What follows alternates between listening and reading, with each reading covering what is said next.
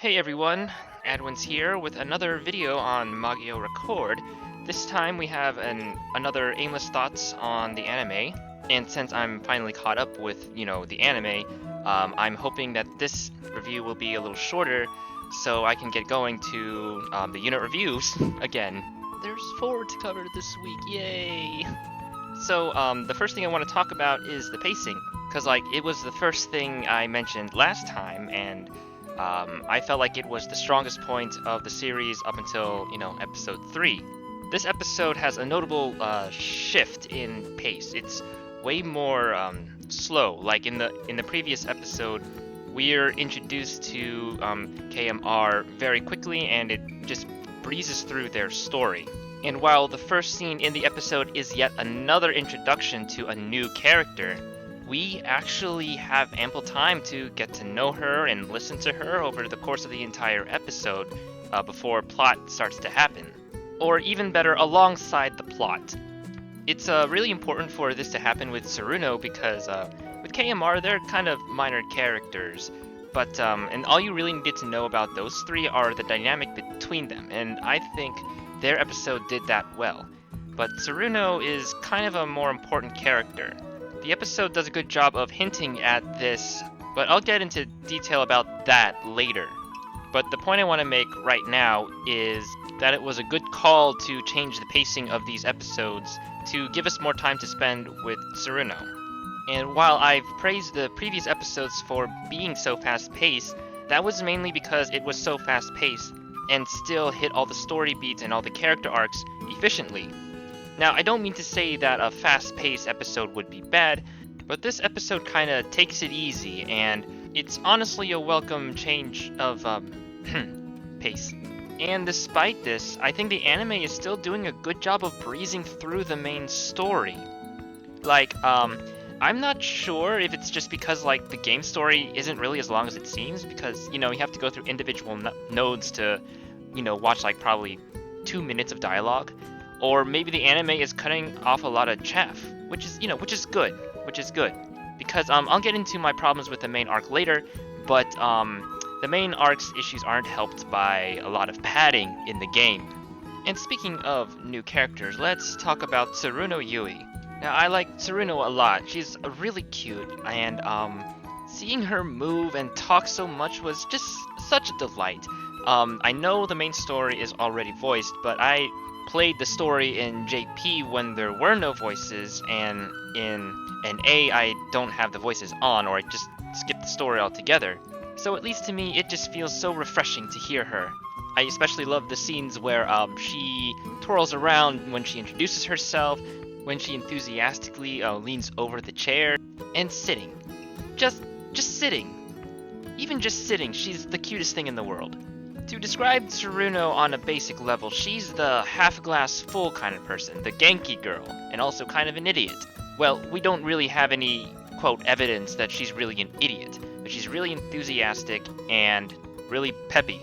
And like I said earlier, we spend a lot of time with Tsuruno, as in, she gets a lot of dialogue and screen time, and while I absolutely adored it, I understand that some people don't really like that archetype, so maybe she might grate on your nerves. I really don't think she would, but, it's a possibility. And, well, this episode has a more somber mood than the previous ones. And Tsuruno seems to serve the purpose of, well, I wouldn't want to say comic relief. She's really just lightening things up. She's introduced to us as this kind of character at the very beginning when things weren't happening, and of course that was great.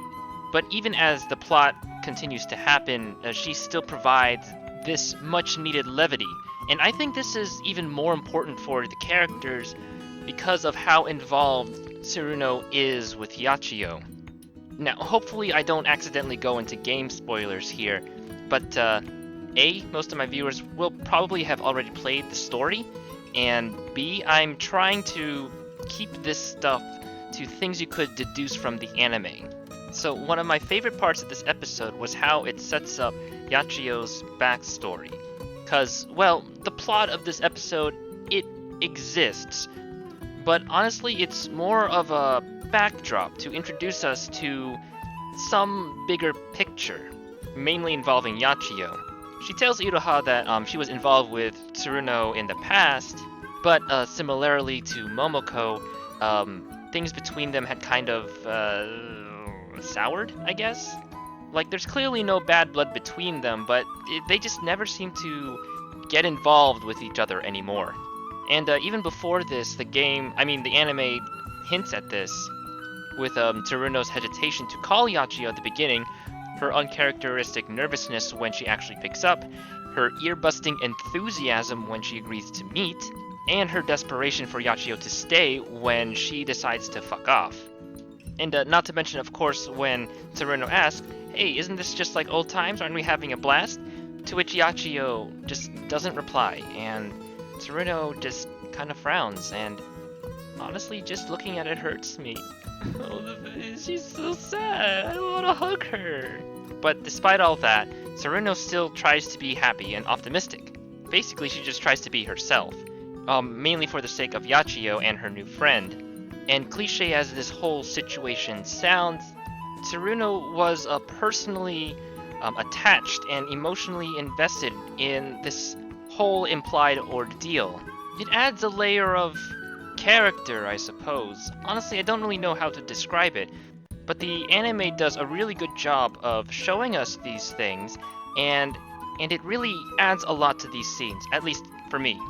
And last detail slightly relating to this before I move on to the next part is, honestly, I'm really liking a lot of these close-up expressions that are appearing. Like, they've already been happening a lot in the anime, and I was worried it would be kind of obnoxious, and sometimes it is not enough to really bother me. But at least in this episode, especially with like sad Tsuruno and shocked Yachiyo, even Iroha's shifting eyes, I just really enjoyed all of these expressions. And now for this week's fight, which honestly wasn't really as impressive as the previous ones. Then again, the actual staircase rumor fight was not all that great now that I think about it. At least this time around, like, there's no confusion between the dialogue and the actual combat. It's actually mostly just combat. That said, I didn't really feel the stakes were really high on this one. Like, I don't think it was supposed to be. But it was actually more humorous than I expected it to be. Like, Iroha finally moving around with that fucking crossbow, and yet still missing every shot, and her connect with Tsuruno, like, going horribly wrong, and her smacking herself on the ceiling. That was great. But really, there's not much else to say about it, other than, like, the grocery store scene preceding it was fucking hilarious. Like, you could really just tell that Yachiyo is a college student. But anyway, right after that, they figure out where the Seance Shrine rumor really is, or rather, when it appears. And once they fulfill the conditions, we get a little cliffhanger there. Yachiyo sees this mysterious person named Mifuyu, and Iroha, guess who she sees? Ui.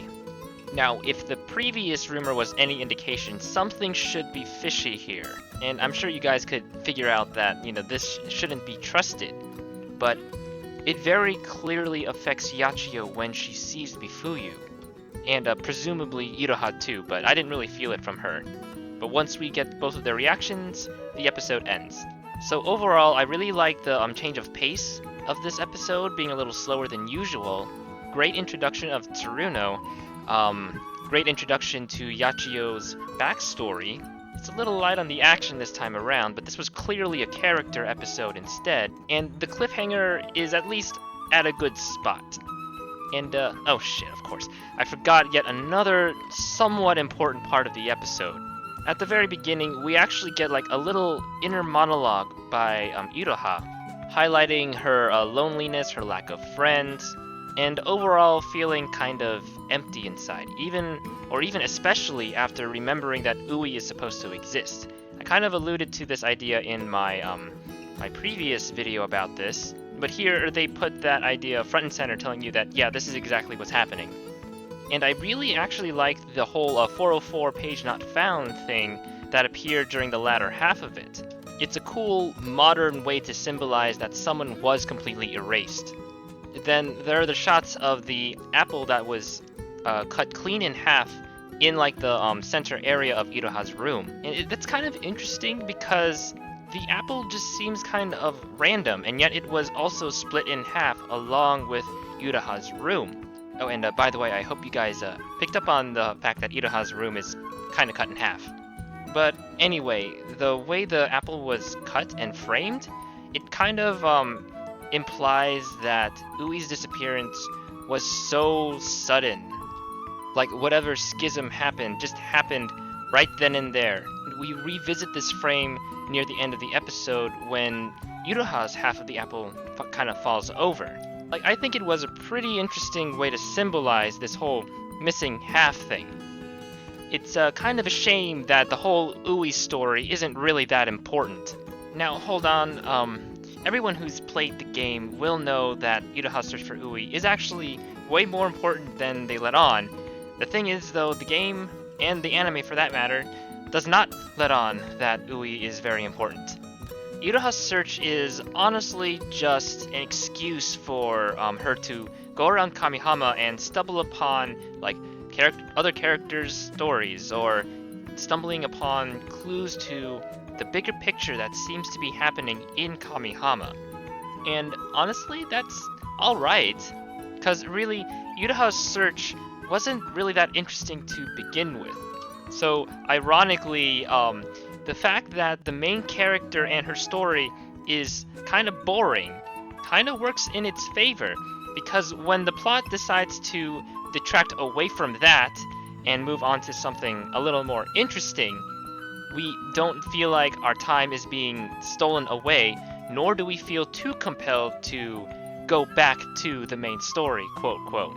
And another ironically good part about this is that the anime doesn't put too much attention on the search for Ui.